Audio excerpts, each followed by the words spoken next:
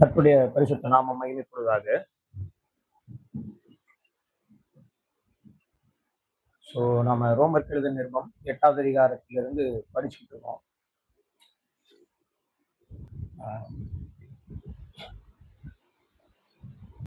From suffering to glory, பாடுபடுவதிலிருந்து மகிமை அடைதல் வரைக்குமான ஒரு பயணம். அதை குறித்து நாம் படித்துக் கொண்டிருக்கிறோம். அவரோடு பாடுபடும் பொழுது அவரோடு கூட நாம் ஆளுகை செய்வோம். அவரோடு கூட பாடுபடும் பொழுது நாம் 17வது வசனத்திலே பார்க்கிறோம், கிறிஸ்துவுடனே கூட நாம் மகிமைப்படும்படிக்கு அவருடனே கூட பாடுபட்டால் அப்படி ஆகும். இப்போ பாடுபடுதலினுடைய இம்பார்ட்டன்ஸை குறித்து இங்கே அப்போஸ்தலனாகிய பவுல் சொல்றாரு. நம்ம கிறிஸ்துவுடனே கூட பாடுபடும் பொழுது நமக்கு என்ன கிடைக்கும்னா, நம்ம கிறிஸ்துவோடு கூட மகிமைப்படுத்தப்படும்.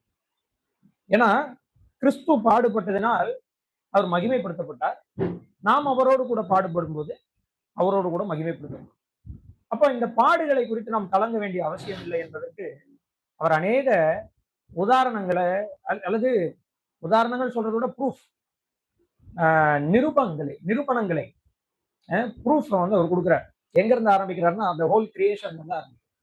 ஹோல் கிரியேஷன் வந்து தவித்துக் கொண்டிருக்கிறது. குரோனிங், ஹோல் கிரியேஷன் வந்து தவித்துக் கொண்டிருக்கிறது, பிரசவ வேதனைப்படுகிறது, நம்பிக்கையோடு இருக்கிறது. இதெல்லாம் அவர் சொல்லிட்டு, நாமும் எப்படிப்பட்டவர்களா இருக்கணும்? நம்பிக்கையுடையவர்களாக இருக்கணும். ஏன்னா நாம வெளிப்படுறதுக்காக, இப்ப நாம வந்து we are not fake இல்லையா? நாம கண்டிப்பா வெளிப்படுவோம். ஏன்? ஆவியின் முதற் பலன்களை நாம் பெற்றோம் இல்லையா? ஆவியின் முதற் பலன்கள் கர்த்தராகிய இயேசு கிறிஸ்து மரித்தோரிலிருந்து எழுதினது முதற் பலனாயிருந்தார். அவருடைய உயிர்த்தெழுதலினால நாம உயிர்த்தெழுவோம், மகிமைப்படுத்தப்படுவோம், கிறிஸ்துவோட கூட வெளிப்படுவோம் அப்படின்றது ஃபேக்ட். அதனால இந்த என்டையர் கிரியேஷன் வந்து என்ன பண்ணிட்டு இருக்கு? நம்பிக்கையோடு காத்திருக்கு. அவைகளே அப்படி இருக்கும்போது நாமும் என்ன செய்யணும்? நம்பிக்கையோட காத்திருக்கணும் என்று சொல்லி அவர் நமக்கு தைரியம் கொடுத்து வருகிறத நம்ம பார்த்தோம். கடைசியா நம்ம 25வது வசனத்தை பார்த்தோம். அது வருகிறதற்கு பொறுமையோட காத்திருக்கோம். பிகாஸ் பொறுமை வந்து என்ன செய்யுது அப்படின்னு சொன்னா, நமக்குள்ள கேரக்டரை பில்ட் பண்ணுது. பொறுமை வந்து நற்குணத்தை என்ன செய்யுது? உருவாக்குது. பாடுகள் வந்து பொறுமையை உண்டாக்குது அப்படின்லாம் நம்ம வந்து ஆல்ரெடி ரோமர் எழுதின நிருபத்துல 5வது அதிகாரத்துல நம்ம அதெல்லாம் படிச்சிட்டோம். இப்போ அடுத்த இதனுடைய அடுத்த பகுதி ரொம்ப முக்கியம். அது என்னன்னா, 26ல இருந்து 30 வரைக்கும் நான் வாசிக்கிறேன். அந்தபடியே ஆவியானவர் நமது பலவீனங்களில் நமக்கு உதவி செய்கிறார். நாம் ஏற்றபடி வேண்டிக் கொள்ள வேண்டியது என்னவென்று அறியாமல் இருக்கிறபடியால் ஆவியானவர் தாமே வாக்கு கடங்காத பெருமூச்சுகளோடு நமக்காக வேண்டுதல் செய்கிறார். ஆவியானவர் தேவனுடைய சித்தத்தின்படி பரிசுத்தவான்களுக்காக வேண்டுதல் செய்கிறபடியால் இருதயங்களை ஆராய்ந்து பார்க்கிறவர் ஆவியின் சிந்தனை இன்னதென்று அறிவார்.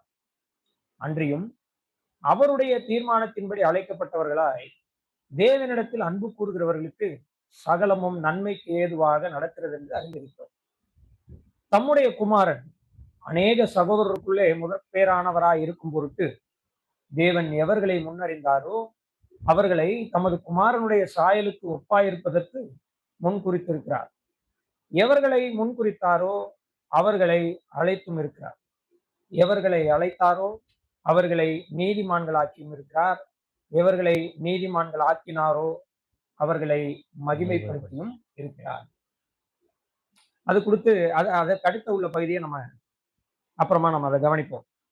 இப்போ நம்ம வாசித்த இந்த பகுதி நாம ஏற்கனவே போன வாரம் படிச்ச அல்லது இதுவரைக்கும் நம்ம 25 வரைக்கும் படிச்ச பகுதியினுடைய எக்ஸ்டென்ஷன். அதுல ரொம்ப முக்கியமான விஷயம் என்னன்னா, தேவன் இந்த காத்திருக்கக்கூடிய நேரத்தில் சிருஷ்டிப்பு தேவனுடைய புத்திரர் வெளிப்படுவாங்கன்னு காத்திருக்கு. நாம மகிமை அடைவோம்னு என்ன செய்யறோம்? காத்திருக்கிறோம். அந்த ஃபியூச்சர் க்ளோரி அது நமக்கு கிடைக்கும் அப்படின்றதுக்காக நம்ம என்ன செய்யறோம்? காத்திருக்கிறோம். ஆக மொத்தம் இந்த என்டையர் கிரியேஷன் இன்க்ளூடிங் அஸ் நம்ம என்ன செய்து கொண்டு இருக்கிறோம்? வெயிட்டிங் பீரியட்ல காத்து கொண்டு இருக்கிறோம். இந்த காத்து கொண்டு இருக்கிற நேரத்துல என்ன நடக்குது? இப்போ ஜெனிசிஸ் 3 ஆதியாகமம் 3வது அதிகாரத்துல the entire creation was subjected to curse. ஒட்டுமொத்த சிருஷ்டிப்பும் சாபத்துக்குள்ள என்ன செய்யுது, வருது, மனுஷனுடைய பாவத்தினால, இல்லையா? அங்க இருந்து ஸ்டார்ட் பண்ணி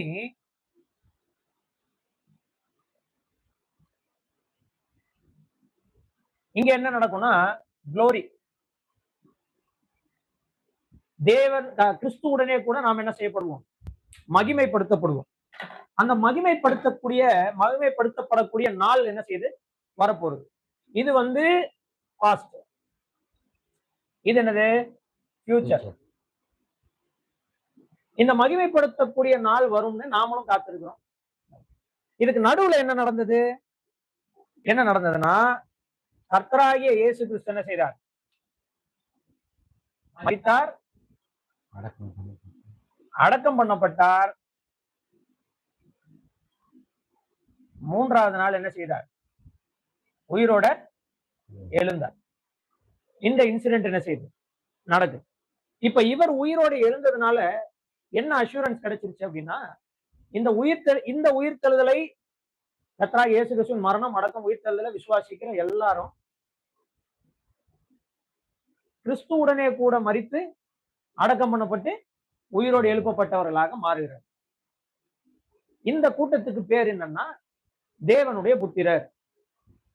அவருடைய நாமத்தின் மேல் விசுவாசம் உள்ளவர்களாய் அவரை ஏற்றுக்கொண்டவங்க எத்தனை பேரோ அத்தனை பேரும் தேவனுடைய பிள்ளைகள். யோவான் 1:12.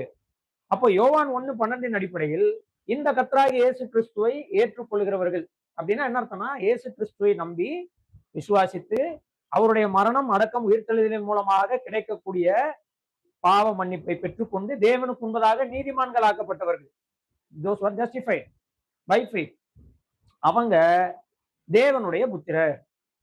இவங்க எப்படி நடத்தப்படுவாங்க, தேவனுடைய ஆவியினாலே நடத்தப்படுகிறவர்களா இருப்பாங்க. இவங்க மாம்சத்தினால என்ன செய்ய மாட்டாங்க, நடக்கிறவர்களா இருக்க மாட்டாங்க. அப்ப என்ன நடக்குதுன்னா, இந்த ரிசரக்ஷன் இது வந்து எப்படி நடக்குது, தேவன் இயேசு கிறிஸ்துவை தம்முடைய ஆவியானவரை கொண்டு என்ன செய்கிறார், உயிரோட எழுப்புகிறார். இப்போ யாரெல்லாம் இயேசு கிறிஸ்துவோடு கூட மரித்து அடக்கம் பண்ணப்பட்டு உயிரோடு எழுப்புறாங்களோ இந்த ஆவியினால என்ன செய்யறாங்க, வழி நடத்தப்படுறாங்க. இப்போ இந்த ஒட்டுமொத்த சிருஷ்டிப்பும் இங்கிருந்து இது வரைக்கும் காத்து கொண்டு இருக்கிறது, சரியா? நாம இங்கிருந்து இது வரைக்கும் என்ன செய்யறோம், காத்து கொண்டு இருக்கோம், இல்லையா? இதுக்கு நடுவுல என்ன நடக்குதுன்னா, இந்த கர்த்தராகிய இயேசு கிறிஸ்து எப்படி பாடுபட்டாரோ, நீதி நிமித்தம் பசிதாகம் உள்ளவரா இருந்தாரோ, சஃபரிங் ஃபார் ரைச்சியஸ்னஸ் சேக், நாம இந்த கர்த்தராகிய இயேசு கிறிஸ்து அவரோடு கூட பாடுகளில் பங்கு பெறுகிறோம். we are partaking in the sufferings of Christ. இயேசு கிறிஸ்து பட்ட பாடுகளில் நாமும் பங்கு பெறுகிறோம். எப்படி, இந்த கர்த்தராகிய இயேசு கிறிஸ்துவின் மூலமாக, இந்த கர்த்தராகிய இயேசு கிறிஸ்துவினால, இல்ல இந்த கர்த்தராகிய இயேசு கிறிஸ்துவின் பெயருக்காக நான் பாடுபடும் போது, அல்லது இந்த கர்த்தராகிய இயேசு கிறிஸ்துவின் காரியங்களுக்காக நான் பாடுபடும் பொழுது, அல்லது சுவிசேஷத்து நிமித்தம் பாடுபடும் பொழுது, நான் இயேசு கிறிஸ்துவுடைய பாடுகளோடு என்ன செய்யறேன், பங்கு பெறுறேன். இயேசு கிறிஸ்துவனுடைய பாடுகளோடு பங்கு பெறும்போது இங்க என்ன நடக்குதுன்னா, அந்த பாடுகள் எனக்குள்ள பொறுமையை என்ன செய்யுது, உண்டாக்குது. ரோமர் 5. பாடுபடும் பொழுது நம்ம என்ன உண்டாகுது, பொறுமை உண்டாகுது. இந்த பொறுமை நமக்கு தேவைப்படுது. ஏன்னா நம்ம எது வரைக்கும் காத்திருக்க வேண்டியிருக்கு, ஆமா, ஃபியூச்சர்ல நமக்கு தேவன் தரேன்னு சொல்லி வாக்கு பண்ணி இருக்கிற இந்த மகிமை வரைக்கும் நமக்கு வெயிட் பண்றதுக்கு என்ன தேவைப்படுது, பொறுமை தேவைப்படுது. இந்த பொறுமை எதனால உண்டாகுது, இப்ப என்னென்ன தேவைப்படுது, ஹோப், சாரி, பேஷன்ஸ், பொறுமை தேவைப்படுது. இந்த பொறுமை எதனால உண்டாகும், நம்பிக்கையினால் உண்டாகும். நம்பிக்கையினால என்ன உண்டாகும், பொறுமை உண்டாகும். இந்த நம்பிக்கை யாருக்கு இருக்குது, கிரியேஷனுக்கு. அதனால நாம ஒன்றும் தனியா பாடுபட்டு இல்லை. இப்போ என்ன நடக்குதுன்னா, இந்த கிரியேஷன் எல்லாம் என்ன செய்து கொண்டிருக்கிறது, தவித்து கொண்டிருக்கிறது. ஆங்கிலத்துல அது என்னன்னு போட்டிருக்காங்கன்னா groaning, தவித்து கொண்டிருக்கிறது. நாம ஏற்கனவே போன வாரம் படிக்கும்போது படிச்சோம், நாமும் என்ன செய்து கொண்டிருக்கிறோம். ஓகே, இங்க ஒரு குறிப்பிட்ட இது வந்து சர்ச் வச்சுக்கலாமா? சர்ச். நாமும் என்ன செய்து கொண்டிருக்கிறோம்? தவித்து கொண்டிருக்கிறோம். அடுத்து நாம பார்க்க போறோம், பரிசுத்த ஆவியானவரும்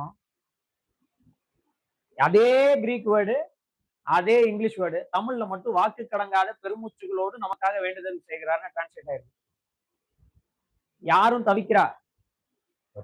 பரிசுத்த ஆவியானவர்.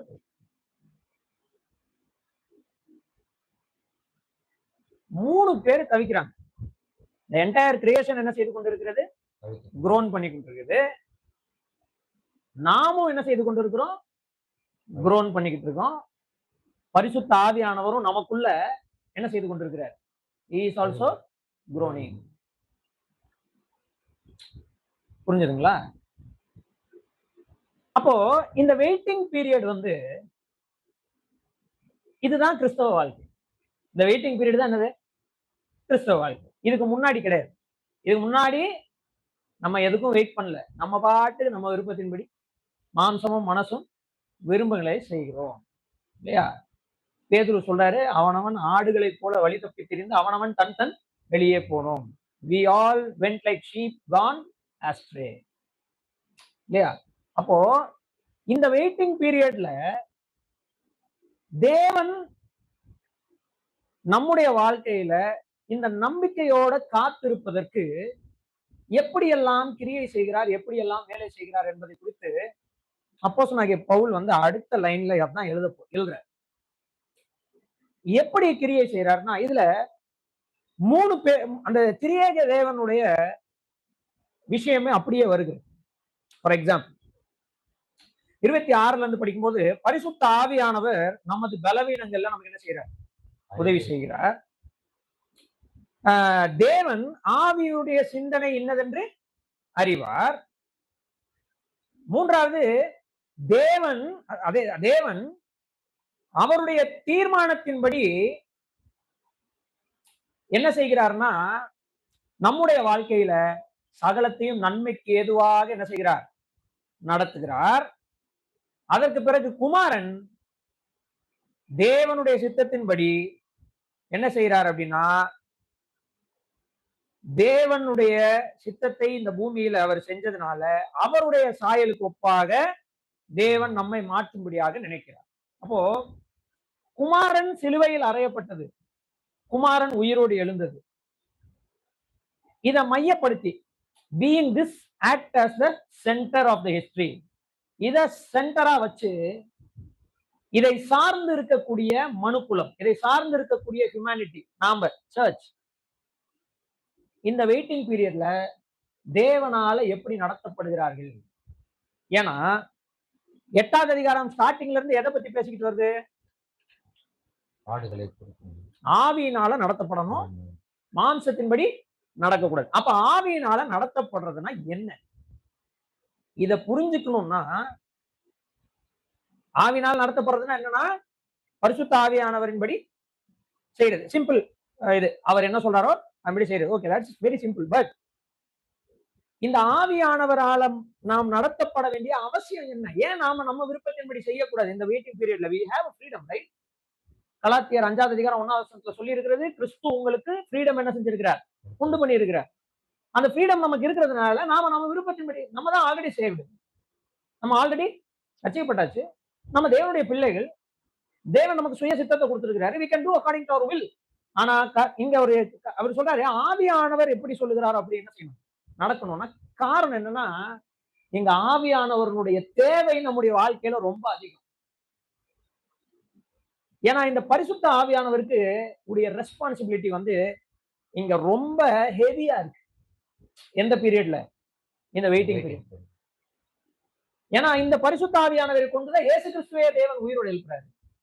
இந்த பரிசுத்த ஆவியானவரை கொண்டுதான் தேவன் என்ன செய்யறாரு அப்படின்னு சொன்னா, சபையை உருவாக்குறாரு. கரெக்டா? பரிசுத்த ஆவியின் ஞானஸ்நானத்தினால, by the baptism of the Holy Spirit, the church is formed.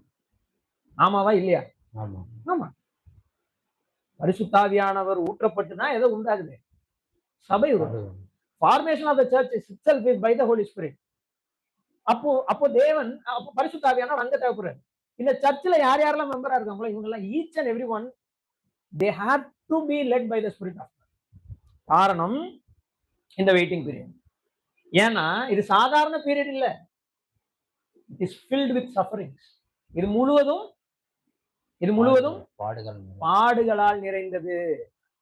இங்கதான் கிறிஸ்தவ வாழ்க்கை குறித்து நம்ம அடிக்கடி நம்ம லாஸ்ட் 4 or 5 கிளாஸஸ்ல நான் சொல்லிட்டு இருக்கிறது தான். பாடுகள் வந்து it's not a choice, it is needed, it is mandatory. பாடுபட வேண்டியது என்னது? அவசியமாய் இருக்கிறது. பாடுபடலாமா வேணாமான்னு நம்ம என்ன செய்ய முடியாது, சாய்ஸ் தெரிந்து கொள்ள முடியாது. பிகாஸ் தேவனுடைய ஆவியினால் நடத்தப்படுகிறவர்கள் பாடுகள் வழியாக தான் போக வேண்டும். தேவனுடைய ஆவியினால் நடத்தப்பட வேண்டாம்னு நினைச்சீங்க அப்படின்னு சொன்னா நமக்கு பாடுகள் தேவையில்லை. சரிங்களா? அப்போ நம்ம கவனிக்க வேண்டிய விஷயம், இந்த வெயிட்டிங் பீரியட்ல தேவன் நமக்கு என்ன உதவி செய்கிறார்? ஏன் பரிசுத்தாவியினால் நம்ம நடத்தப்பட வேண்டியது அவசியமாயிருக்கு? இதெல்லாம் நம்ம புரிஞ்சுக்கணும். சரிங்களா? இப்ப அதுக்காக தான் நம்ம என்ன பண்றோம் அப்படின்னு சொன்னா, இந்த போர்ஷனை வந்து இப்ப நம்ம படிக்க போறோம். திரும்ப ஒரு தடவை அந்த 26வது வசனத்தையும் 27வது வசனத்தையும் நம்ம வாசிக்கலாம். அந்தப்படியே ஆவியானவரும் நமது பலவீனங்களில் நமக்கு உதவி செய்கிறார். ஃபர்ஸ்ட் இதை நம்ம புரிஞ்சுக்கலாம். நமது பலவீனங்கள். What does he mean by that? What does he mean by that? அப்படின்னா என்ன அர்த்தம்? நமது பலவீனங்களில் நமக்கு உதவி செய்கிறார். வாட் இஸ் அவர் வீக்னஸ்? எது நம்முடைய பலவீனம்? இல்ல, நம்முடைய பலவீனம் அப்படின்னு இந்த இடத்துல அவர் சொல்றதுடைய அர்த்தம் என்ன? ஆஸ்தனேயா அப்படின்ற அந்த கிரீக் வேர்டு அங்க சொல்லப்பட்டிருக்கு. நம்முடைய அர்த்தம் வந்து சொல்லுவாங்க தெரியுமா, அந்த ஃப்ரெஜைல் அப்படின்னுவாங்கல்ல. அப்படின்னா என்ன அர்த்தம்? உடைந்து போகக்கூடியவர்களாக நம்ம இருக்கிறோம். ரொம்ப வீக்கா நம்ம என்ன செய்யறோம்? இருக்கிறோம். மோரோவர் நம்ம தேவனுடைய பிள்ளைகளாக இருந்தாலும் நம்ம லிமிடேஷன்ஸோட தான் இருக்கிறோம். எதோட இருக்கிறோம்? நமக்கு கட்டுப்பாடுகள் உண்டு இல்லையா? தேவனுடைய புத்திரர் நாம் அப்படின்றதுனால காபிரியேல் தூதனை போல, மிகாவேல் தூதனை போல எல்லாம் நம்மளால இப்ப என்ன செய்ய முடியாது? நடக்க முடியாது, போக முடியாது, வர முடியாது. நமக்கு லிமிடேஷன்ஸ் உண்டு, நமக்கு பலவீனங்கள் உண்டு. பலவீனம் என்னும் போர்வைக்குள்ளதான் நம்ம இருக்கிறோமே. பலவீனம் என்னும் போர்வைக்குள்ளதான் நம்ம இருக்கிறோம். ஒரு நாள் இந்த பலவீனங்கள் நம்ம விட்டு போகும். அப்பதான் நம்ம குளோரிபிகேஷன் சொல்றோம். அதைத்தான் நம்ம என்ன செய்யறோம்? மகிமைப்படுத்தப்படுதல் என்று சொல்றோம். புரிஞ்சுதுங்களா? அப்ப நம்ம பலவீனங்கள் என்று சொல்லும் போது இதனுடைய இம்மீடியட் கான்டெக்ட் எதை பத்தி பேசுது? மேல உள்ள வசனங்களை நம்ம பார்க்கும்போது இதனுடைய இம்மீடியட் கான்டெக்ட் எதை பத்தி பேசுது அப்படின்னு சொன்னா, மேல நம்ம எதை பத்தி எல்லாம் படிச்சுட்டு வரோம்? கிரியேஷனுடைய பாண்டேஜ் ஆஃப் கரப்ஷன் பத்தி படிக்கணும். கிரியேஷன், இந்த தேவனுடைய சிருஷ்டிப்பு இந்த உலகத்துல அழிவை நோக்கி என்ன செய்து கொண்டிருக்கிறது? போய்கொண்டிருக்கிறது. நாமும் எதை நோக்கி தான் போய்கொண்டிருக்கிறோம்? அதாவது இந்த இடத்துல நாம் என்று சொல்லும்போது நம்முடைய பலவீனத்தை குறித்து பேசிட்டு இருக்கு இல்லையா? நாமும் நம்முடைய உடல் ஃபார் எக்ஸாம்பிள் அது எதை நோக்கி போய்கொண்டிருக்கிறது? அழிவை நோக்கி போய்கொண்டு. பிறந்த உடனேயே ஒரு குழந்தைய, அது ஆடோ மாடோ பன்னியோ அல்லது மனுஷனோ, பிறந்த உடனே அதை அப்படியே கண்டுக்காம விட்டுட்டா அந்த குழந்தையின் நிலை என்ன சொல்லுங்க? அப்படியே விட்டுறீங்க, பிறந்துச்சு அப்படியே தூக்கி போட்டுறீங்க, தொட்டில போட்டு எங்க அம்மா படுத்து தூங்கிடுறாங்க, யாரும் கண்டுக்கல. அந்த குழந்தை என்ன ஆயிடும்?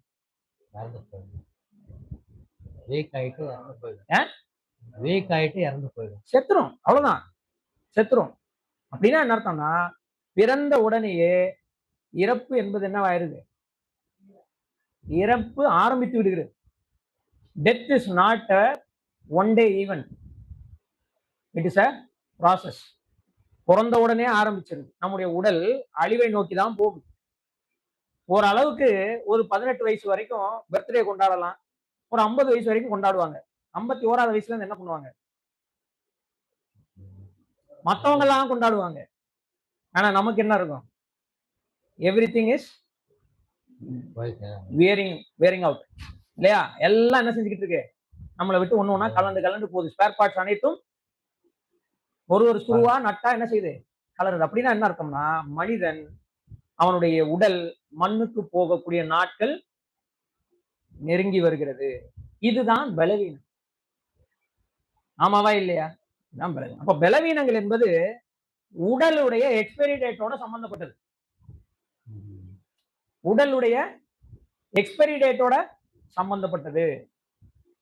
அப்ப பிறந்த உடனே ஒரு மனிதன் மரிக்க துவங்குகிறான். அவனை மரணத்தை, அதாவது மரண நாள் அல்லது அவன் உடலை விட்டு அவன் உயிர் போகிற நாளை தள்ளி போடுவதற்கான வேலையை தான் யார் செஞ்சு கொண்டிருக்கிறோம்? அம்மா அப்பா எல்லாம் சேர்ந்து செய்யறாங்க. வேண்டான்னு நினைச்சிட்டாங்கன்னா அந்த குழந்தை என்ன செஞ்சிடும்? அந்த குழந்தையின் உயிர் அந்த குழந்தையின் உடலை விட்டு போய்விடும். இதை நன்றாக புரிந்து கொள்ள வேண்டும். அப்போ பிறப்பு என்பது கடைசி நாள், வாழ்நாள்ல கடைசி நாள் நடக்கிற, இறப்பு என்பது வாழ்நாளின் கடைசி நாள் நடக்கிற ஒரு ஈவென்ட் கிடையாது. Death is a process. ஏன் இந்த டெத் நமக்கு வந்திருக்கு? இதுக்கு காரணம் ஜெனிசிஸ் 3, பாவம். பாவத்தினால் மரணம். அப்ப என்ன போட்டிருக்கு? ஒரே மனுஷனாலே பாவமும் பாவத்தினாலே மரணமும் உலகத்தில் பிரவேசித்தது. இப்ப கர்த்தராகிய இயேசு கிறிஸ்து வந்து மரித்ததுனால அவர் என்ன பண்ணிடுறாரு? இந்த உடலுக்குள் வாழுகிற இந்த மனிதனுக்கு மரணத்தை ஜெயிப்பதற்கான ஒரு வாய்ப்பை தராரு. அதுக்கு பேரு உயிர்த்தெழுதல், ரிசரக்ஷன். ஓகே. ஆனா நாம் வாழ்கிற இந்த உடல் என்பது எப்படிப்பட்டதுதான்? பலவீனம் உள்ளதுதான். இந்த கான்டெக்ட்ல தான் இங்க இவர் பேசிக் கொண்டிருக்கிறார். அப்ப அவர் சொல்றாரு, நம்முடைய பலவீனங்கள்ல ஆவியானவர் நமக்கு என்ன செய்யறாராம்? உதவி செய்கிறார். போட்டிருக்கா? ஆவியானவர், அந்தபடியே ஆவியானவர் நமது பலவீனங்களில் நமக்கு உதவி செய்கிறார். என்ன உதவி செய்கிறார்? இப்போ இந்த ஆவியானவருடைய இம்பார்ட்டன்ஸை நம்ம புரிஞ்சுக்க முயற்சி செய்ய போறோம். என்ன உதவி செய்கிறார்? என்ன உதவி செய்கிறார்? நாம் ஏற்றபடி வேண்டிக் கொள்ள வேண்டியது இன்னதென்று அறியாமல் இருக்கிறபடியால் ஆவியானவர் தாமே வாக்கு கடங்காத பெருமூச்சுகளோடு நமக்காக வேண்டுதல் செய்கிறார். இங்க ஆவியானவர் என்ன செய்கிறார்னு இந்த வசனத்துல இருக்கிறத மட்டும் சொல்லுங்க பார்க்கலாம். ஆவியானவர் என்ன செய்கிறார்? ஏற்றபடி வேண்டிக் கொள்ள வேண்டியது.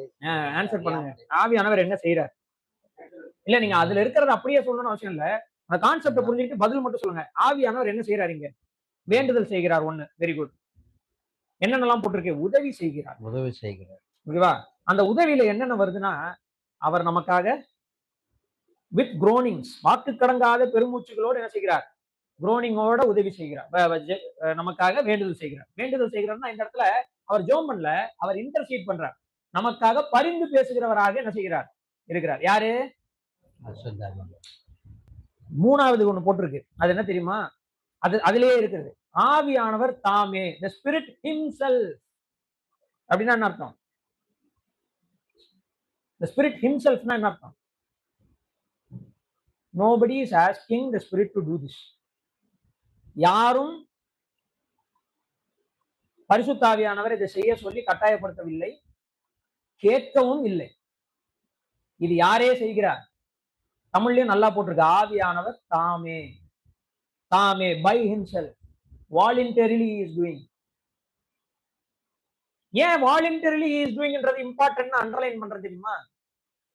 முதல்ல தேவன் மனுஷனை படைச்சாரு. எப்படி படைச்சாரு? பூமியின் மண்ணினாலே உருவாக்கி ஜீவ சுவாசத்தை அவர் நாசியில ஊதினார். அவர் ஊதின பிறகு மனுஷன் ஆயிட்டான் ஜீவாத்மா. இப்ப இந்த ஜீவ ஆத்மாவான இல்ல உயிருள்ள நபராக இருக்கிற இந்த மனிதனுக்குள்ள என்ன இருக்குது? தேவன் தந்த ஆவி இருக்கு. கரெக்டா? அதுதான் உயிர்னு சொல்றோம்.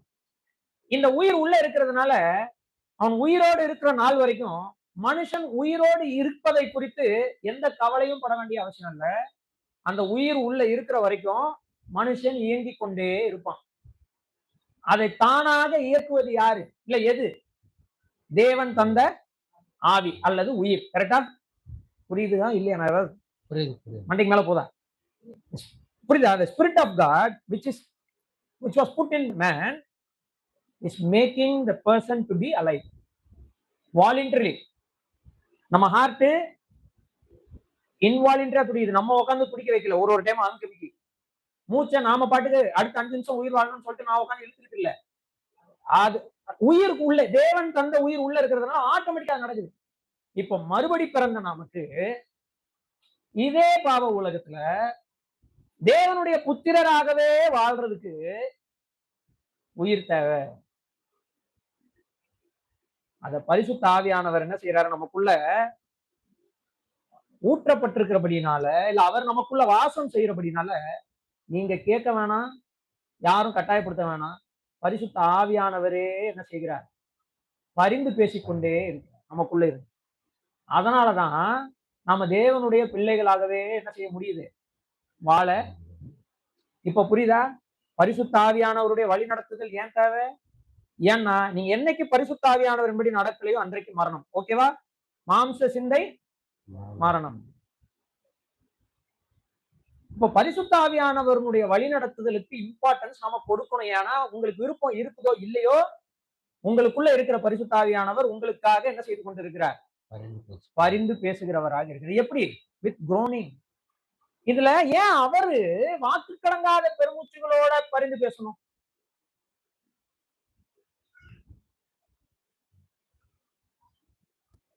பிகாஸ் திரும்ப சொல்றேன், the spirit of God who was in Christ Jesus, இயேசு கிறிஸ்துவில் இருந்த அதே பரிசுத்த ஆவியானவர் இன்றைக்கு யாருக்குள்ள இருக்கிறார், நமக்குள்ள. கர்த்தராகிய இயேசு கிறிஸ்து யாரு? மனிதனுடைய தவிப்பில் பங்காற்றும்படியாக வந்தவர். Jesus Christ is God incarnate who wanted to be a part in human suffering. தேவன் மாம்சமாகி மனிதர்களுடைய தவிப்பில் பங்கு பெறும்படியாக வந்தார். அவர் தான் யாரு? கர்த்தராகிய இயேசு கிறிஸ்து. அவர் வெறும் பங்கு மட்டும் பெறல, நம்முடைய பாடுகளை எல்லாம் என்ன செய்தார், ஏற்றுக்கொண்டு நம்மிடத்திலிருந்து அதை எடுத்து போடுவதற்காக பாவத்தின் விளைவாக வரக்கூடிய அனைத்து விஷயங்களையும் கர்த்தராகிய இயேசு கிறிஸ்து என்ன செய்தார், சகித்து அடக்கம் பண்ணப்பட்டு 3ஆம் நாள் உயிரோடு இருந்தார். அந்த பாவ உடல்ல தான் இன்னும் நம்ம என்ன செய்து கொண்டு இருக்கிறோம், வாழ்ந்து கொண்டு இருக்கிறோம். அந்த பாவ உடல்ல தான் எல்லா விதமான தவிப்பையும் நம்ம என்ன செய்து கொண்டு இருக்கிறோம். இப்ப தேவன் என்ன செய்யறாருன்னா நம்மளை தனியா விடல. சொன்னார், ஞாபகம் இருக்கா? எங்க சொல்லியிருக்காரு கர்த்தராகிய இயேசு, நான் உங்களை திக்கற்றவர்களாய் விடேன். எங்க சொல்றாரு? யோவான் திக்கற்றவர்களாய் விட மாட்டேன்னு சொல்றதுக்கு என்ன சொல்யூஷன் சொல்றாரு? நான் போய் பரிசுத்த ஆவியானவரை அனுப்புறேன். நான் போய் உங்களுக்கு என்ன பாருங்க, 18ஆம் வசனம், தேற்றவாளனை அனுப்புறேன். யோவான் 14:18 நான் உங்களை திக்கற்றவர்களாய், I will not leave you as orphans, விட மாட்டேன், உங்களிடத்தில் வருவேன். கொஞ்ச காலத்துல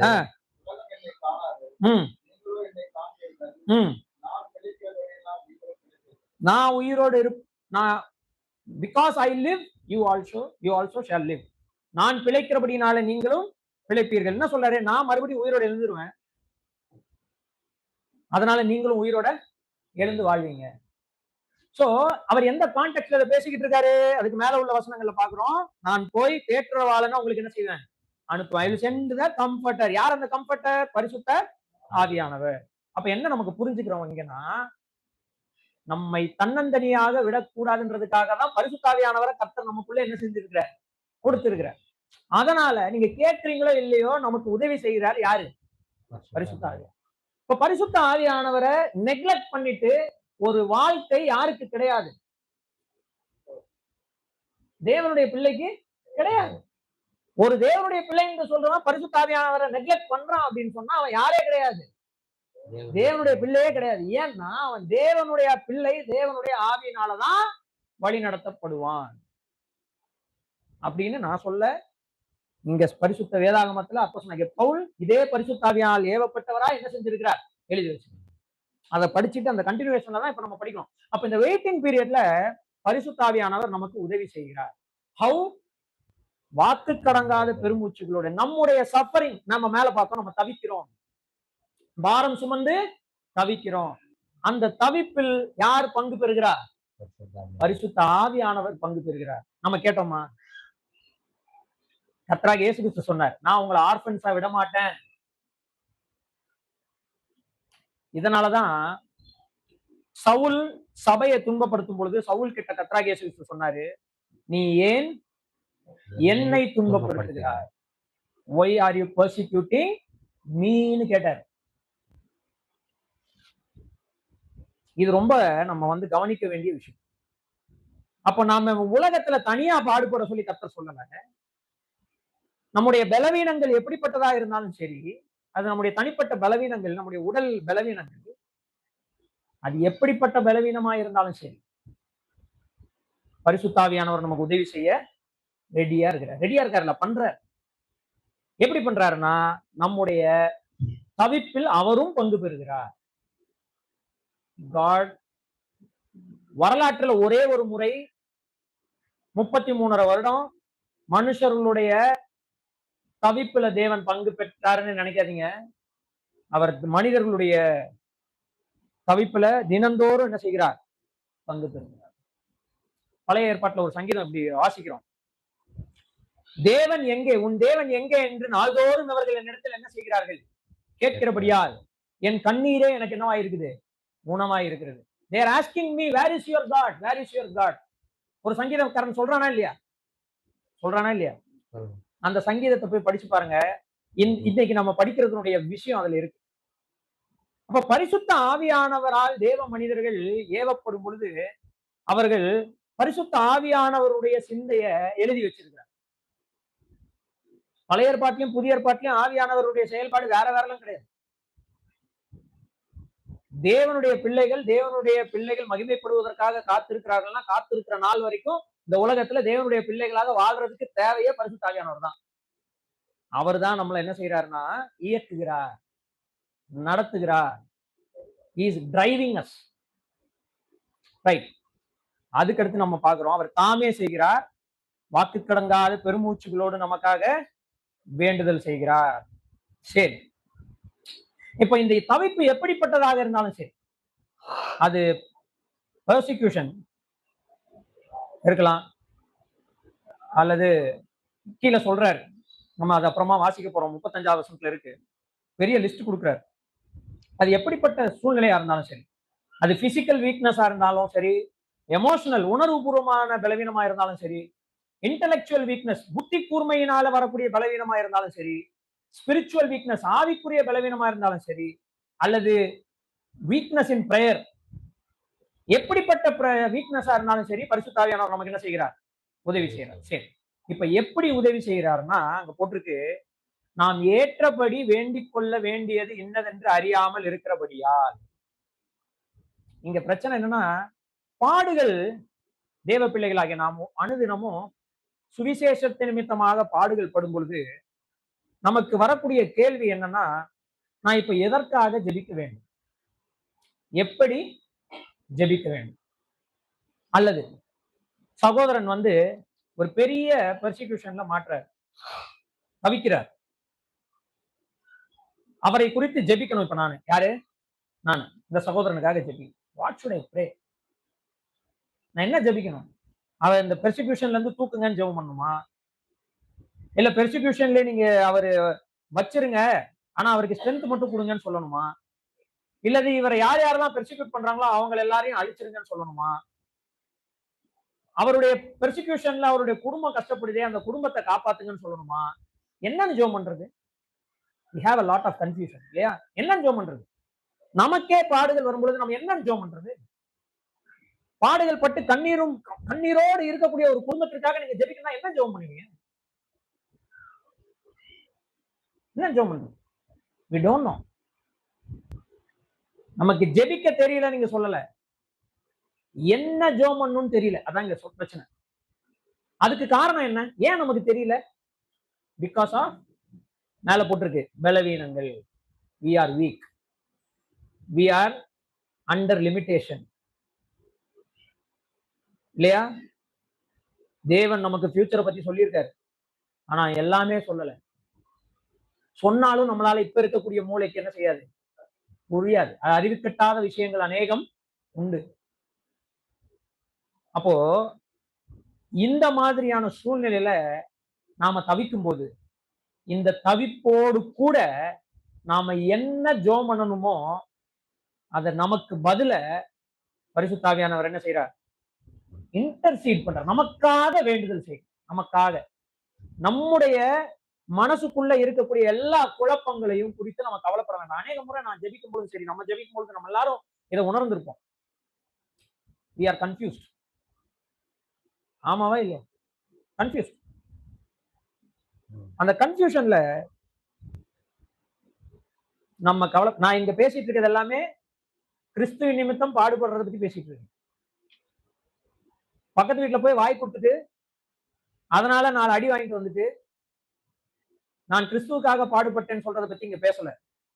இங்க பவுல் அந்த கான்டெக்ட்ல பேசவே இல்லை. he is talking என்ன கான்டெக்ட்ல பேச? கிறிஸ்துவுடனே கூட பாடுபடுவதை குறித்து பேசிட்டு இருக்கார். 17வது வசனம். அந்த கான்டெக்ட்ல தான் அவர் அதை எக்ஸ்பிளைன் பண்ணிட்டு வர்றாரு. கிறிஸ்துவுடனே கூட கிறிஸ்துவுக்காக கிறிஸ்துவின் நிமித்தம் நாம் படக்கூடிய பாடுகள் நமக்கு கவலைகளை உண்டாக்கும், சோர்வை உண்டாக்கும், இன்னும் நம்மை பலவீனப்படுத்தும், அதிகமான கலக்கத்துக்குள்ள நம்மளை கொண்டு போகும், பயங்கரமான நிச்சயமற்ற எண்ணங்களை நமக்குள்ள என்ன செய்யும்? கொண்டு வரும். அந்த நேரத்துல பொறுமை நமக்குள் உண்டாக வேண்டும் என்றால், நம்பிக்கை அதிகரிக்க வேண்டும் என்றால், விசுவாசத்தில் இன்னும் வளர வேண்டும் என்றால், நாம் தனியா நின்னோம்னா முடியாது. பரிசுத்த ஆவியானவர் நம்மோடு கூட இருந்து நம்முடைய தவிப்பில் பங்கு பெற்று நமக்கு பதிலாக அவர் இந்த வேண்டுதலை யார்கிட்ட கொண்டு போறாரு? தேவனிடத்துல வைக்கிறார். அப்போ இப்ப சொல்லுங்க, இந்த வெயிட்டிங் பீரியட்ல பரிசுத்த ஆவியானவர் இல்லாம நம்ம வாழ்ந்துட முடியுமா? தேவனுடைய பிள்ளை. அப்புறம் ஏன் நம்ம பரிசுத்த ஆவி இது இது பைபிள் ஸ்டடிக்கு அப்பாற்பட்ட நிலைமையில கொண்டு போறேன் நானு. I am not taking a class here. let us meditate on this. நான் வந்து இது ஒரு தியான செய்தியா கொண்டு போறேன். இந்த இடம் மட்டும் பரிசுத்த ஆவியானவருடைய வழி நடத்துதலுக்கு ஏன் நம்ம இம்பார்ட்டன்ஸ் கொடுக்கறது இல்லை? வை? அநேக முறை நம்முடைய விருப்பங்களை நடத்துறதுக்கு தேவனை கம்பல் பண்றவங்களா ஏன் நம்ம மாறுறோம்? we decide something and we want God to help what we decided. ஆனா இங்க என்ன போட்டிருக்கு? God is already helping us. தேவன் ஏற்கனவே நமக்கு உதவி செஞ்சுட்டு இருக்கார் கிறிஸ்துவுக்காக வாழ்றதுக்கு. பரிசுத்த ஆவியானவர் இல்லாமல், அவருடைய வழிநடத்துதல் இல்லாமல் நம்ம தேவனுடைய பிள்ளையாக என்ன செய்ய முடியும்? வாழ முடியும். இவ்வளவு இம்பார்ட்டன்ஸ் பரிசுத்த ஆவியானவருக்கு இருக்கு. அவர் தான் உயிர் நாடியே. அப்ப ஏன் நம்ம வந்து நம்முடைய வாழ்க்கையில நம்முடைய மாம்ச இச்சைகள், ஆசைகள், நம்முடைய சுய விருப்பங்களை முன்னிறுத்தி வாழ்வதற்கு முயற்சி செய்யறோம்? அது மரணம்னு தெரிஞ்சோம். ஆமாவா இல்லையா? அப்ப நம்ம சிந்திக்க வேண்டிய விஷயம் என்னன்னா, இன்றைக்கு அதை விட்டுருங்க. Because nobody is asking the Holy Spirit to do this. He himself does. அவர் தாமே நமக்காக என்ன செய்கிறார்? தாமே செய்கிறார். இப்ப 27வது வசனத்தை சொல்றாரு, இந்த பரிசுத்தாவியானவர் ஏன் இப்படி செய்யறாருன்னா, அவர் தேவனுடைய சித்தத்தின்படி நமக்கு தெரியாது. தேவனுடைய சித்தம் நமக்கு தெரியும். தேவன் சொல்லி இருக்கிறார் வேதாகமத்துல, தேவனுடைய சித்தத்தை சொல்லி இருக்கிறார். நம்ம ஜெனரல் வில், ஸ்பெசிபிக் வில், அதெல்லாம் வந்து ரொம்ப அது வந்து ஆல்ரெடி நமக்கு அதெல்லாம் நல்லா மைண்ட்ல இருக்கு. பட் நம்ம எதற்காக இந்த பூமியில வாழ்றோம்ன்றது கர்த்தர் சொல்லிட்டாருங்க. அது போதும். நம்ம என்ன செஞ்சாலும் அது நிறைவேறணும். அதுதான் தேவனுடைய சித்தம். ஆனா பாடுகள் வரும்போது என்ன ஆயிடுதுன்னா, we focus on the present. இந்த பாடுகளின் வழியாய் நான் போகும் பொழுது இதனுடைய மகிமை எப்படி இருக்கும் யோசிக்க முடியாது. ஏன்னா அந்த பாடுகள் வந்து என்ன அன்னைக்கு முடக்கிறோம். அப்ப அந்த பாடுகள் என்னை முடக்கும் பொழுது நான் தேவனுடைய சித்தத்தின்படி ஜெபம் பண்ணுவேனா இல்ல கன்ஃபியூஸ் ஸ்டேட்ல உட்கார்ந்திருப்பேனா? நான் ஸ்பிரிச்சுவல் டிவோஷனுக்கு, இந்த ஆவிக்குரிய வழிநடத்துதலுக்கு என்னை நான் முழுவதுமாக ஒப்பு கொடுத்து அநேக நாள் இதை பிராக்டிஸ் பண்ணி இருந்தேன்னா எனக்குள்ள ஒரு மெச்சூரிட்டி இருக்கும். நான் அந்த சூழ்நிலையிலும் தேவனுடைய சித்தத்தின்படி யோசிப்பதற்கு. ஆனா எல்லாருக்கும் அந்த மெச்சூரிட்டி என்ன செய்யாது, இருக்காது. அது வளர்றதுக்கு நாள் ஆகும். அப்படி இருக்கும்போது தேவனுடைய சித்தத்தின்படி பரிசுத்த ஆவியானவர் என்ன செய்வார்? வேண்டுதல் செய்வார். இதனால என்ன விளைவு உண்டாகுது? தேவன் தேவன் ஆவியின் சிந்தனை இன்னதென்று அறிந்திருக்கிறார். பிதாவாகிய தேவன் பரிசுத்த ஆவியானவருடைய சிந்தை என்னதென்று பிதாவாகிய தேவன், குமாரனாகிய தேவன், பரிசுத்த தேவன், இந்த 3 ஆழ்த்துவங்களுக்குள்ளும் எந்த மிஸ் அண்டர்ஸ்டாண்டிங்கும் இல்லை. ஆமாவா இல்லை? They don't have any misunderstanding in among the 3 persons. அந்த 3 ஆழ்த்துவங்களுக்குள் எந்த மிஸ் அண்டர்ஸ்டாண்டிங்கும் இல்லை. பிதாவாகிய தேவனுடைய சித்தம் தான் குமாரன் செய்வார். பிதாவாகிய தேவனுடைய சித்தத்தை தான் பரிசுத்த ஆவியானவர் கம்யூனிகேட் பண்ணுவார். குமாரன் பிதாவாகிய தேவனுடைய சித்தத்தின்படிதான் ஜெபிப்பார். குமாரன் பிதாவாகிய தேவனுடைய சித்தத்தின்படிதான் செயல்படுவார். இதுதான் நம்ம வேதாகமத்துல பார்க்கிற உண்மை. அப்ப இங்க என்ன நடக்குது? அவுட் ஆஃப் த பாக்ஸ் பாவியாய் இருந்தனா இன்னைக்கு பரிசுத்தவானா மாற்றப்பட்டு பரிசுத்த ஆவியானவர் உள்ள வச்சுக்கிட்டு உட்காந்துருக்கேன். நான் கன்ஃபியூஸ்ட் ஸ்டேட்ல இருக்கும்போது தேவனுடைய சித்தத்தின்படி எனக்காக இன்டர்சீட் பண்றதுக்கு பரிசுத்த ஆவியானவர் எனக்குள்ள இருந்து அதை செய்கிறார். அதனால ஆவியானவர் எப்படிப்பட்ட சிந்தையுடையவராய் இருக்கிறார்னு யார் அறிவார்?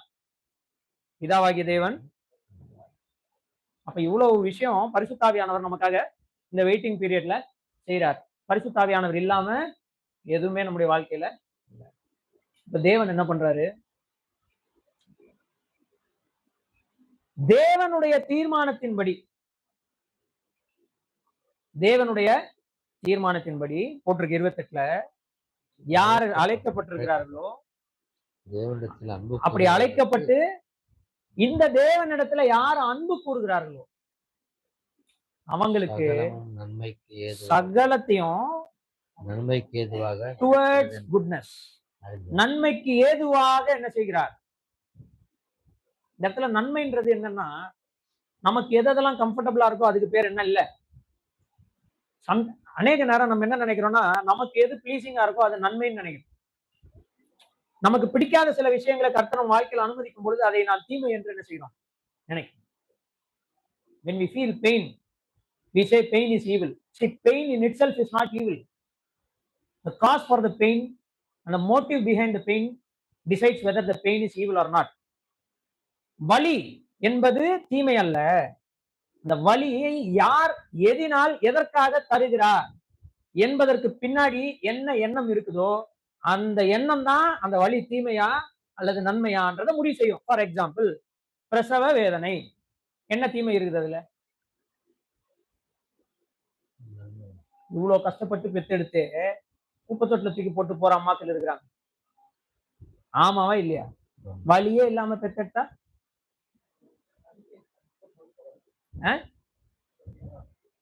அந்த வலி எதை உருவாக்குகிறது? என்டியூரன்ஸ் உருவாக்குது, நம்பிக்கையை உருவாக்குது, பொறுப்பு என்ன செய்யுது உருவாக்குது. அப்ப வலியே தீமையானதுன்னா இல்ல.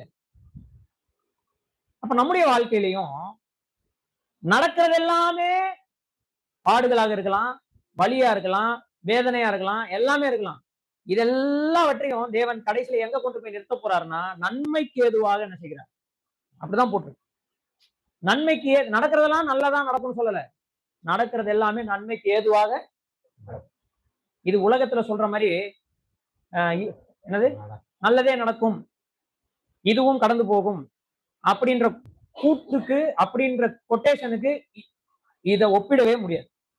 ஏன்னா இங்க சொல்லி இருக்கிறது என்ன தெரியுமா? தேவனுடைய தீர்மானத்தின்படி அழைக்கப்பட்டு அவரிடத்துல யார் யாரெல்லாம் அன்பு கூறுறாங்களோ அவங்களுக்குடைய வாழ்க்கையில தேவன் இதை நன்மைக்கு ஏதுவாக மாற்றுகிறார். இதை செய்யறது யாரு? நன்மைக்கு ஏதுவாக நடக்கிறதுனா தானா நடக்குது, எதர்ச்சியா நடக்குது. Who is doing this? இப்ப மேல இருந்து யாரை பத்தி படிச்சுட்டு இருக்கோம்? ஆவியானவர் படிச்சுட்டு இருக்கோம். ஆவியானவர் நமக்குள்ள இதெல்லாம் செய்யறாரு. ஆவியானவருடைய சிந்தையை அறிந்தவர், இருதயங்களை ஆராய்கிறவர் யார்? அவரு தேவன். அப்ப இதை உருவாக்குகிறவர் யாரு? இதை டுவர்ட்ஸ் குட்னஸ் கொண்டு போறவர் யாரு? யார் கொண்டு போறார்? தேவன் கொண்டு போகிறார். நம்முடைய வாழ்க்கையில இந்த பீரியட்ல இருந்து இந்த பீரியட் வரைக்கும் நடக்கிற எல்லா விஷயத்தையும் தேவன் நன்மையாக மாற்றல, நன்மைக்கு ஏதுவாக கொண்டு போயிட்டு இருக்காரு. எனக்கு நடக்கிறதெல்லாம் தீமை, அதை தேவன் நன்மையா மாத்துறாருன்னு பைபிள்ல சொல்ல. நடக்கிறது எது நடந்தாலும், where God is taking towards. எதை நோக்கி தேவன் கொண்டு போகிறார்? எதை நோக்கி கொண்டு போறார்? The future glory. நன்மைக்கு ஏதுவாக கொண்டு போகிறார். அதனால நாம நம்பிக்கையோட இப்ப இதுவரைக்கும் நம்ம படிச்ச வரைக்கும் பரிசுத்த ஆவியானவரின்படி நாம் வழிநடத்தப்படலைன்னா இதை எதையுமே நம்ம ருசிக்கவே முடியாது.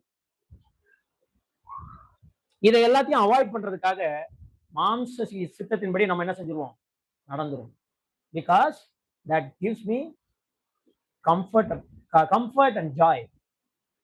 எனக்கு நல்ல ஆறுதலையும் சந்தோஷத்தையும், தற்காலிக சந்தோஷத்தையும் மாம்ச சிந்தை கொடுக்குது.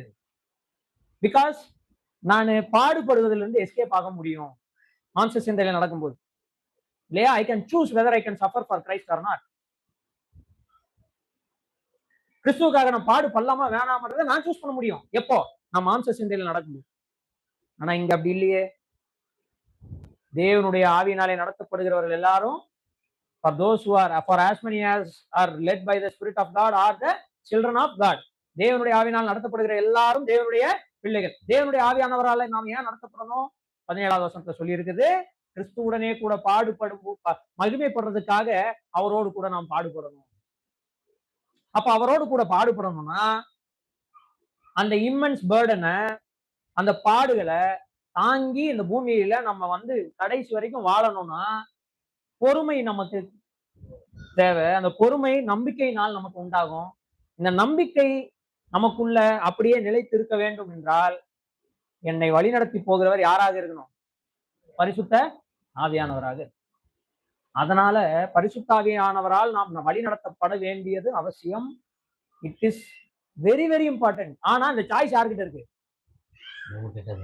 Setting the mind whether to follow the Spirit or to follow the flesh. Mind செட்டை மாற்றுறது யார் கையில இருக்கு? நம்ம கையில தான் கத்துக்கணும். It's not a compulsory thing. You want to live according to the spirit? Yes, you can. You want to live according to the flesh? Yes, you can. But walking according to the flesh is death. மாம்ச சிந்தையின்படி நடக்கணும்னு நினைச்சிட்டீங்கன்னா மாம்ச சிந்தைப்படி நடக்கலாம். ஆவின் சிந்தையில நடக்கணும்னு நினைக்கிறீங்கன்னா ஆவி சிந்தையின்படி நடக்கலாம். ஆனா மாம்ச சிந்தை எது? மரணம். ஜீவனும் சமாதானமும் ஆவியின் சிந்தையில தான் இருக்கு. இந்த ஆவியானவர் நமக்கு என்ன செய்கிறார்? இதெல்லாம் ஒன்று சேர்த்து தேவன் வந்து எப்படி நன்மைக்கு ஏதுவாக கொண்டு போகிறார்? இது எல்லாத்தையும் நம்ம 28வது வசனம் வரைக்கும் என்ன செஞ்சாச்சு? படிச்சோம். இது வரைக்கும் யாருக்காவது ஏதாவது டவுட் இருக்கா? அப்பனா நம்ம அடுத்த விஷயத்துக்குள்ள போலாம்.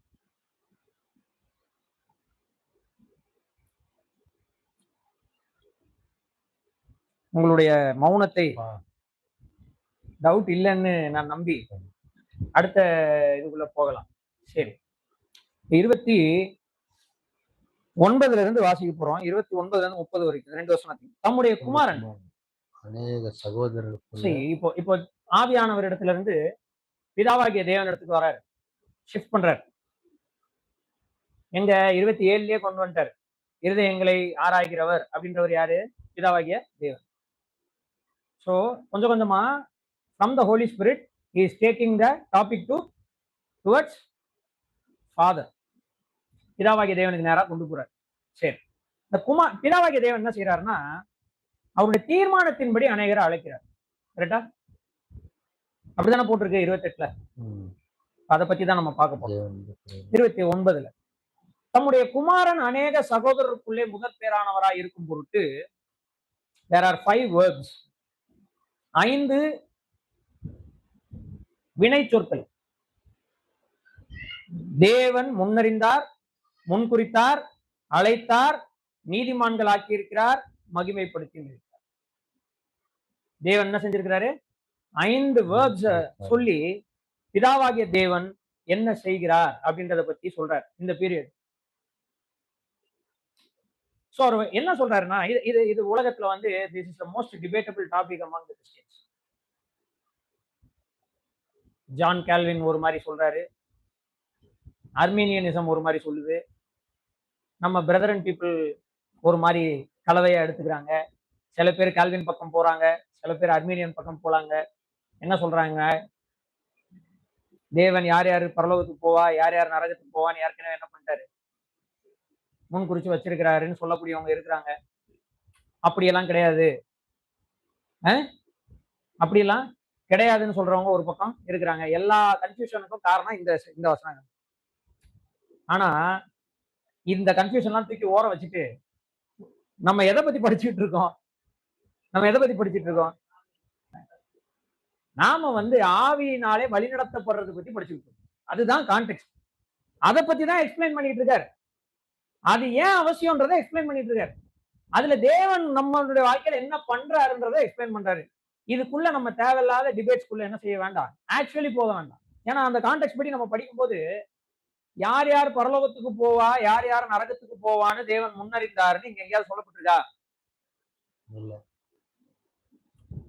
God's predestination is not for a destiny. God's predestination is for a purpose. நான் திரும்ப சொல்றேன், God's predestination is not for a destination. God's predestination is for a purpose. எந்த இடத்திற்கு மனிதர்கள் போக வேண்டும் என்று தேவன் முன்னறிந்தார் நீங்க சொல்லல, எப்படி வாழணும்ன்றதுக்காக தேவன் முன்னறிந்தாருன்னு நீங்க சொல்லிருக்கு. நல்லா பாருங்க, 29 தம்முடைய குமாரன் அநேக சகோதரருக்குள்ளே முதற் பேரானவராய் இருக்க வேண்டும்ன்றதுக்காக. இதுதான் பர்பஸ். குமாரனை குறித்து தேவனுடைய திட்டம் என்ன சொல்லுங்க? குமாரனை குறித்து தேவனுடைய திட்டம் ஃபர்ஸ்ட் அதை புரிஞ்சுக்கலாம். அதுக்கப்புறம் நம்ம குறித்து தேவன் என்ன திட்டம் வச்சிருக்காருன்னு போலாம். What is the purpose of God about his son? தேவன் தம்முடைய குமாரனை குறித்து என்ன தீர்மானம் வச்சிருக்கிறாரு? 28 தேவனுடைய தீர்மானத்தின்படி அழைக்கப்பட்டவர்கள் போட்டிருக்கல. அது என்ன தீர்மானம்? 29 சொல்லியிருக்கு, அவர் முதற் பேரானவராய் இருக்க வேண்டும். He should be the first born. முதற் பேரானவர்னா என்ன அர்த்தம்? பல முறை எக்ஸ்பிளைன் பண்ணிட்டேன். அந்த வார்த்தையினுடைய அர்த்தம் என்ன?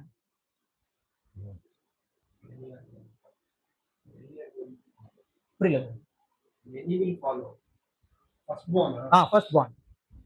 ஃபர்ஸ்ட் பார்ன்றது எதை குறிக்குது?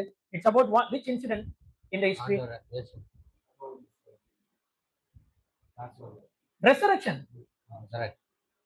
முதற் பேரானவர்ன்றது எதை பத்தி பேசுது? முதற் பலன்களின் பண்டிகையில ஆரம்பிச்சு this is a prophecy about the resurrection of the Lord Jesus Christ. தம்முடைய குமாரர் சகோதரர்களுக்குள்ளே யார் முதற் பேராகணும்? It is லாசருவினுடைய உயிர்த்தெழுதல். அத தேவன் முதற் பேர்ன்னு சொல்லல. எலிசாவுடைய எலும்பு பட்டு ஒருத்தன் உயிரோட சொன்னானே, அத தேவன் முதற் பேர்ன்னு என்ன செய்யல, சொல்லல. எலியா ஒருத்தன் உயிரோட எழுப்புனானே, அதை தேவன் முதற் பேர் ஃபர்ஸ்ட் பார்ன் லிஸ்ட்ல கொண்டு வரல. யார கொண்டு வராரு? ஏன்னா இது வரைக்கும் நம்ம பார்த்த ஃபர்ஸ்ட் உயிரோட எழுப்பப்பட்டவங்க எல்லாரும் செத்து போயிட்டாங்க. இயேசு கிறிஸ்து மட்டும்தான் மரித்தோர்ல இருந்து எழுப்பப்பட்டவர்களில் முதற் பெறலாம். Okay, he is the first born in the whole history, entire history, in the history of resurrection. அப்போ திரும்ப திரும்ப ஏற்கனவே நம்ம எங்க 8வது அதிகாரத்துல திரும்ப ரிசரக்ஷன் பத்தி தான் படிச்சுட்டு வரோம். பரிசுத்த ஆவியானவரை எந்த கான்டெக்ஸ்ட்ல படிக்கிறோம்? ரோமர் 8:11 ரிசரக்ஷன். கர்த்தராகிய இயேசு கிறிஸ்துவை மரித்தோரிலிருந்து எழுப்பினவருடைய ஆவி உங்களில் வாசமாயிருந்தால் அப்படிதான் ஆரம்பிக்கிறார். கரெக்டா? அப்ப ரிசரக்ஷன் தான் ஆவியின் முதற் பலன். ஸ்பீக்ஸ் அபவுட் இயேசு கிறிஸ்துவுடைய ரிசரக்ஷன். அகைன் அவர் திரும்ப அதான் சொல்றார். தேவனுடைய தீர்மானம் என்னன்னா, இயேசு கிறிஸ்து மரித்தோரிலிருந்து எழும்பினவர்கள்ல முதற் பலனானவரா இருக்கணும். அங்க இருந்து தான் ஸ்டார்ட் ஆகணும். Everything should start. The new life start from the resurrection of the Lord Jesus Christ. இயேசு கிறிஸ்துவுடைய உயிர்த்தெழுதல்ல தான் என்ன ஆரம்பிக்குது? Romans chapter 6. மரணத்துக்குள்ளாக்கும் ஞானஸ்நானம் எதுக்காக நம்மளை மரணத்துக்குள்ளாக்குது? To rise and live in the newness of life. அவரோடு கூட உயிரோடு எழும்பி புதிதான ஜீவன் உள்ளவர்களாய் நடந்து கொள்ள வேண்டும் என்பதற்காக தான் நாம் கிறிஸ்துவுடனே கூட அடக்கம் பண்ணப்பட்டோம். அப்ப ஃபர்ஸ்ட் யார் உயிரோடு எந்திக்கணும்? நானா? யார் எந்திக்கணும்? கிறிஸ்து உயிரோடு எந்திச்ச உடனே இயேசு கிறிஸ்து என்ன சொன்னாரு? மகதலேனா மரியாள்கிட்ட, என் சகோதரர்கள்ட்ட போய் சொல்லு, go and tell my brothers. கரெக்டா? அப்போ உயிரோடு எழுந்ததுக்கு பிறகுதான் கர்த்தர் தம்முடைய சீஷர்களை பிரதர்னு சொல்றாரு. அதுக்கு முன்னாடி சொல்லியிருக்காரா? ஃப்ரெண்ட்ஸ் சொல்லியிருக்கிறாரு. சொல்லியிருக்காரா? சில்ட்ரன் சொல்லியிருக்காரா? எல்லாம் சொல்லியிருக்காரு. ஆனா பிரதர்ஸ் சொன்னாரா? சொல்லல. எங்க சொல்றாரு? After the research. அதான் இங்க சொல்றாரு, தம்முடைய குமாரன் அநேக சகோதரர்களுக்குள்ள he should be the first born. இதுதான் யாருடைய தீர்மானம்? இதுதான் the father's will. இந்த தீர்மானத்தின்படி நீங்க அழைக்கப்பட்டிருக்கீங்களா? இதுதான் இங்க கொஸ்டின். அப்படின்னா என்ன அர்த்தம்? இந்த தீர்மானத்தின்படி எப்படி அழைக்கப்படுறது? when I get the call from God to come to him, I should believe in the Lord Jesus Christ. நேத்து நான் ஒரு டிபேட் பார்த்துட்டு இருந்தேன். பிராங்க் பியூரக் அப்படின்னு ஒரு அப்பாலஜிஸ்ட். அவர்கிட்ட ஒருத்தவங்க கொஸ்டின் கேட்கிறான். அவன் சொல்றான், I believe in God, I am a theist. ஆனா நானு இயேசு கிறிஸ்துவ நம்பல. இயேசு கிறிஸ்துவ கடவுள்னு நம்பல. கடவுள் இருக்காருன்னு நம்புறேன். ஆனா அந்த கடவுள் யாரு கிடையாது? இயேசு கிறிஸ்து கிடையாது. Do you think he is the brother of Christ? கடவுள் இருக்காருன்னு நம்புறேன்பா. கடவுள் தான் எல்லாத்தையும் உருவாக்குறாரு நம்புறேன். இந்த உலகம் அசைகிறது, நிற்பதும் அவன் செயல், நடப்பதும் அவன் செயல்னு நான் நம்புறேன். ஆனா இயேசு கிறிஸ்துவ கடவுள் நான் என்ன செய்யல? நம்பல. Do you think he can be called as the son of God, or he can be called as a brother of Christ? No, why? ஏன்னா he is not called according to the will of the Father. தேவனுடைய தீர்மானத்தின்படி அழைக்கப்படவில்லை. அவன் தன்னுடைய தீர்மானத்தின்படி அவன் பாட்டுக்கு தன்னை என்ன செய்து கொள்கிறான். So we should, இந்த இடத்துல தேவனுடைய தீர்மானத்தின்படி அழைக்கப்பட்டதுன்னா, சகோதரன் எலிஷா வந்து பரலோகத்துக்கு போவாரு, ஜோசுவா நரகத்துக்கு போவாருன்னு தேவன் தீர்மானம் பண்ணிட்டாருன்னு இங்க இல்ல. That is not the context written here. What is the will of the Father? It is, அது அடுத்த வசனத்துல எழுதியிருக்கு, தம்முடைய குமாரன் அநேக சகோதரர்களுக்குள்ளே முதற்பலனானவராய் இருக்க வேண்டும். இதனால தேவன் என்ன செய்யறாராம்? யார் எல்லாரையும் he know beforehand, யார் எல்லாரும் இப்படி முன்னறிந்தாரோ அவர்களை தம்முடைய குமாரனுடைய சாயலாக இருக்கணும்ன்றதுக்காக முன்குறித்திருக்கிறார். அப்ப முன்குறித்தல் ப்ரீடெஸ்டினேஷன் அப்படின்னா அதனுடைய அர்த்தம் என்ன? எதற்காக ப்ரீடெஸ்டைன் பண்றாரு? சில பேர் சொல்லுவாங்க ப்ரீ டெஸ்டைன். அப்ப ப்ரீ டெஸ்டினேஷன் அப்படின்னா என்ன அர்த்தம்? எந்த டெஸ்டினேஷனுக்கு நீ போகணும்னு தேவன் முன்னாடியே என்ன பண்ணிடுறாரு. It is not about the destination, it is about the purpose. Predestination is about the purpose, not destination. எந்த இடத்துக்கு போகணும்னு நீங்க சொல்லல, நீ என்னவா இருக்கணும்னு சொல்றாரு. என்னவா இருக்கணுமா? குமாரனுடைய சாயலுக்கு கன்ஃபார்ம் ஆகணும். to be confirmed to the image of his son. இந்த confirmation வரணும்ன்றதுக்காக he is asking us to transform every day. ரோமர் 12ல ஒவ்வொரு நாளும் நீங்க என்ன செய்யணும்? மறுரூபம் அடைய வேண்டும், டிரான்ஸ்ஃபர்மேஷன் ஆக வேண்டும் அப்படின்னு சொல்றாரு. எதுக்கு? To be conformed to the image of his son. இயேசு கிறிஸ்து தேவனுடைய சாயலாக இந்த பூமிக்கு வந்தாரா? கொலோசியர் எழுதின நிருபம் 1வது அதிகாரத்துல தெளிவா சொல்லப்பட்டிருக்கா? சாரி 2வது அதிகாரத்துல தெளிவா சொல்லப்பட்டிருக்கா? என்ன சொல்லியிருக்கு? அவர் பார்க்க முடியாத தேவனுடைய image. He is the image of the invisible God. இந்த கர்த்தராகிய இயேசு கிறிஸ்து என்னப்பட்ட இந்த இரண்டாம் ஆதாமாகிய இந்த இரட்சகராகிய இந்த மாம்சத்தில் வந்த தேவனாகிய மனிதர் இந்த கர்த்தராகிய இயேசு கிறிஸ்துவினுடைய சாயலுக்கு நாம் என்ன செய்யணும்? ஒப்பாக வேண்டும். இது யார் மேல விழுந்திருக்கிற கடமை? மேல விழுந்து. அதுக்காக நம்மளை முன்குறித்தார். not for a destination, not for a destination. அப்ப தேவன் என்ன பண்றாரு? அநேகரை அவருடைய தீர்மானத்தின்படி அழைக்கிறார். அவருடைய தீர்மானம் என்ன? அநேகர் இயேசு கிறிஸ்துவுடைய சகோதரராக வரப்போறாங்க, ரைட்? ஆனா அந்த சகோதரர்ல நடுவுல இயேசு கிறிஸ்து முதற் பேரானவராக இருக்கணும். அதுதான், அதை நிறைவேறிடுச்சு. இயேசு கிறிஸ்துடைய மரணம் அடக்கம் உயிர்த்தெழுதல் நிறைவேறிடுச்சு. இப்போ யார் யாரெல்லாம் இவரை விசுவாசிக்கிறாங்களோ அவங்க எல்லாம் தேவனுடைய பிள்ளைகள் ஆயிடுறாங்க, இயேசு கிறிஸ்து சகோதரர்கள் ஆயிடுறாங்க, அக்கார்டிங் டு திஸ் தியரி. இப்போ இந்த சகோதரர்கள் யாரை போலவே இருக்கணும்? யாருடைய இமேஜை போலவே இருக்கணும்?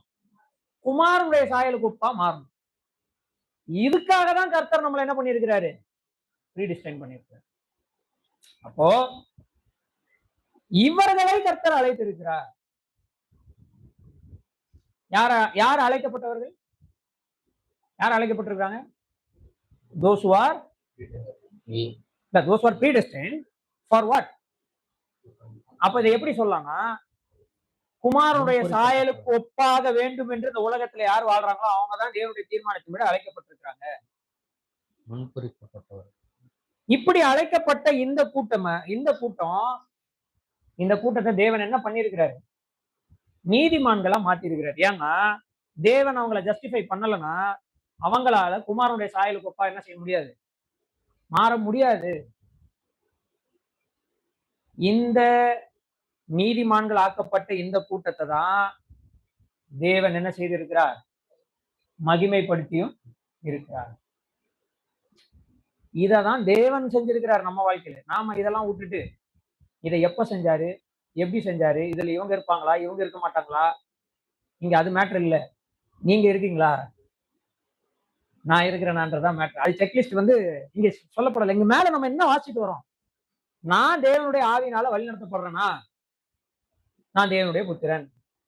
நான் தேவனுடைய ஆவியினால வழிநடத்தப்படல, நான் மாம்சத்தின்படி தான் நடக்கிறத தீர்மானிச்சிட்டேன், வாழ்க்கை ஃபுல்லா நான் மாம்சத்தின்படி தான் வாழ போறேன் அப்படின்னா மாம்ச சிந்தை மரணம். தேவனுடைய ஆவியினால வழிநடத்தப்படுகிறவன் பாடுகளை சகிப்பான். அப்ப பாடுகளை சகிக்கிறோம்னா சும்மா சகிக்க முடியாது. இந்த உலகத்துல பாடுபடுவதற்கு நமக்கு பொறுமை தேவைப்படுது, நம்பிக்கை தேவைப்படுது. இந்த சூழ்நிலையில நாம கண்டினியூஸா தேவனுடைய பிள்ளைகளா வாழ்றதுக்கு நமக்கு உதவி தேவைப்படுது. இந்த உதவியை யார் செய்யறா? பரிசுத்த ஆவியானவர் செய்யறாரு. பரிசுத்த ஆவியானவர் நமக்குள்ள உட்கார்ந்துட்டு நம்முடைய தவிப்பில் பங்கு பெறுகிறாரு.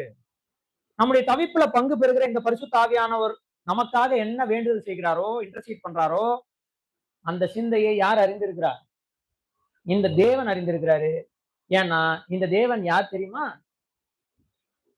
அநேகர் இயேசு கிறிஸ்துவின் உயிர்த்தெழுதலினாலே நீதிமான்கள் ஆக்கப்பட வேண்டும் என்று ஒரு தீர்மானம் வச்சிருந்தாரு. அந்த தீர்மானத்தின்படி அவர் என்ன செஞ்சிருக்கிறார்னா, இயேசு கிறிஸ்துவை மரணத்துக்குள்ளாக்க தள்ளி அவர் அடக்கம் பண்ண வச்சு அவர் உயிரோட எழுப்பி இந்த கர்த்தராகிய இயேசு கிறிஸ்துவை என்னுடைய சாயலுக்கு ஒப்பாக ஒரு கூட்டம் மாற வேண்டும். அவர்கள் தான் இயேசு கிறிஸ்துவினுடைய சகோதரர்கள். இவங்க தான் தேவனுடைய தீர்மானத்தின்படி அழைக்கப்பட்டவர்கள். இவங்க இந்த அழைக்கப்பட்டவர்களை தேவன் என்ன செஞ்சிருக்கிறாரு? நீதிமான்கள் ஆக்கி இருக்கிறாரு. அவங்கள மகிமைப்படுத்திருக்கிறார். இப்படி எல்லாம் தேவன் செஞ்சிருக்கிறாரே, இவைகளை குறித்து நம்ம என்ன சொல்ல முடியும்? இந்த தேவன் யார் கூட இருக்கிறார்? நம் பட்சத்தில் இருக்கிறபடியால் நமக்கு விரோதமாயிருப்பவன் that is the question. அப்ப என்ன கன்ஃபர்மேஷன் கொடுத்துறாரு தெரியுமா? நீ பாடுபடுறதை பத்தி ஒரி பண்ணாத. கிறிஸ்துவுக்காக பாடுபடுறதை பத்தி, கிறிஸ்துவ நிமித்தம் பாடுபடுறதை பத்தி, சுவிசேஷத்துக்காக பாடுபடுறதை பத்தி, கிறிஸ்துவின் காரணங்களுக்காக பாடுபடுறதை பத்தி நீ என்ன செய்யாத? ஒரி பண்ணாத. உன் தவிப்பில் உன்னோடு நிற்க தேவன் இருக்கிறார். இப்ப நான் சொன்ன இந்த லைன், இந்த உன் தவிப்பில் உன்னோடு இருக்க தேவன் உன் தவிப்பில் உன்னோடு இருக்க தேவன் நினைக்கிறார், தேவன் இருக்கிறார். இதை மட்டும் வெட்டி ஷார்ட்ஸா போட்டீங்கன்னா இவ்வளவு நேரம் நான் பேசுனதெல்லாம் வீண். ஏன்னா இப்ப நான் இந்த ஒரு லைனை மட்டும் நீங்க எடுத்து போட்டீங்கன்னா இது கம்ப்ளீட்லி வேற டீச்சிங். உன்னோடு கூட தேவன் இருக்கிறார். உன் தவிப்பில் யார் இருக்கிறார்? தேவன் இருக்கிறார். இது உலகத்துல நிறைய பேர் சொல்றாங்க. போடா ஆண்டவனே நம்ம பக்கம் இருக்கிறான் ரஜினிகாந்தே சொல்றாரு. அது இல்ல இங்க நம்ம பேசினது. அது வேற. இது ரொம்ப தெளிவாக இங்க வசனம் சொல்லப்பட்டு. சோ அதனால நாம் தேவன் நம் பட்சத்தில் இருக்கிறார் அப்படின்னும் போது எப்படிப்பட்ட தேவன் நம் பட்சத்தில் இருக்கிறார்? திரும்பவும் அந்த சங்கீதத்தை போய் நீங்க கண்டுபிடிச்சு வாசிங்க. உன் தேவன் எங்கே என்று நாள்தோறும் அவர்கள் என்னை பார்த்து கேட்கிறபடினால் என் கண்ணீர் என் உணவு உணவாயிற்று. கர்த்தர் நம் பட்சத்தில் இருந்தால் நமக்கு விரோதமாயிருப்பவன். சங்கீதக்காரன் கேட்கிறான், எந்த கர்த்தர்? நமக்கு உதவி செய்கிற கர்த்தர். எதற்காக உதவி செய்கிறார்? அவருடைய குமாரனுடைய சாயலுக்கு ஒப்பாக நாம் வாழணுன்றதுக்காக. ஏன்னா அப்படி இந்த பூமியில நாம் வாழும்போதுதான் நாம் மகிமைப்படுத்தப்படுவதில் ஒரு அர்த்தம் இருக்கு. God cannot glorify a person who remains in sin for the entire life. அதுக்காக ஏற்கனவே ஒரு தடவை என்ன பண்ணிட்டாரு? மரித்த கிறிஸ்து இனி மரிப்பதில்லை என்றார். ஸோ அதனால நிறைய டாபிக் இன்னைக்கு நம்ம பேசியிருக்கோம். நிறைய விஷயங்கள் நம்மளை திங்க் பண்ண வச்சிருக்கோம். நிறைய விஷயங்களுக்கு கேள்விகள் எழும்போம். இதை குறித்து சிந்திங்க. அடுத்த வாரம் வரும்பொழுது அதை குறித்து நம்ம என்ன செய்யலாம், விவாதிக்கலாம். பட் ஃபுல்லா இன்னொரு தடவை பாருங்க. இன்னொரு தடவை இன்னும் நிறைய விஷயங்கள் இதுல இருந்து எழும்பக்கூடிய டவுட்ஸ் வந்து எடுத்து வைங்க. நம்ம அதை குறித்து அடுத்த வாரம் விவாதிக்கலாம். கர்த்தருடைய நாமம் மகிமைப்படுவதாக.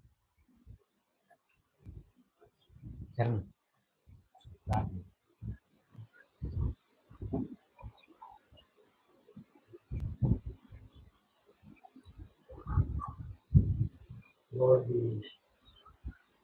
come to your presence this evening, right? We thank you, Lord, for your word.